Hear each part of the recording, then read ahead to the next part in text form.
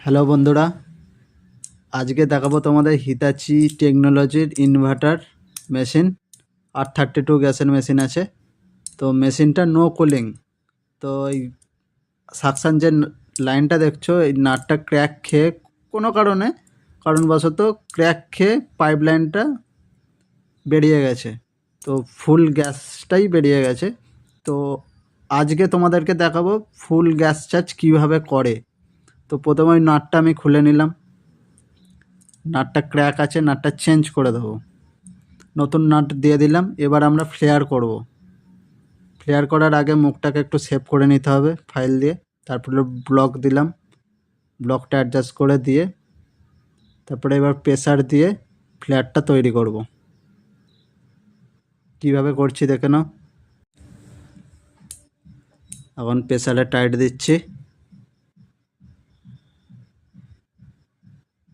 দেওয়া হয়ে গেছে। ফ্লেয়ার আমার রেডি। ব্লক ওপেন করছি, খুলে নিলাম। দারুণ ফ্লেয়ার হয়েছে, বুঝতেই পারছি। একটা লাইক, শেয়ার, কমেন্ট অবশ্যই। এবার গ্যাস চার্জিং করব, তার জন্য চার্জিং পাইপ, সিলিন্ডার, গেজ পুরো সেটআপ রেডি করে নিলাম। রেডি হয়ে গেছে।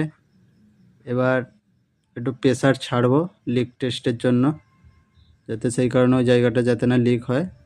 তো 220 আমি প্রেসার রাখলাম।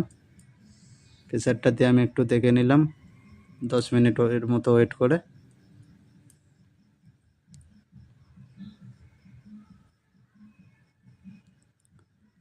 হয়ে গেছে। এবার মেশিন চালু করে দিয়েছি। কিছুটা তার আগে লিকুইড দিয়ে দিতে হবে, তারপরে মেশিন চালিয়ে দিলাম। তো বন্ধুরা, নিত্য নতুন টিপস জানতে আমার চ্যানেলটি সাবস্ক্রাইব করে দিন, একটা লাইক করে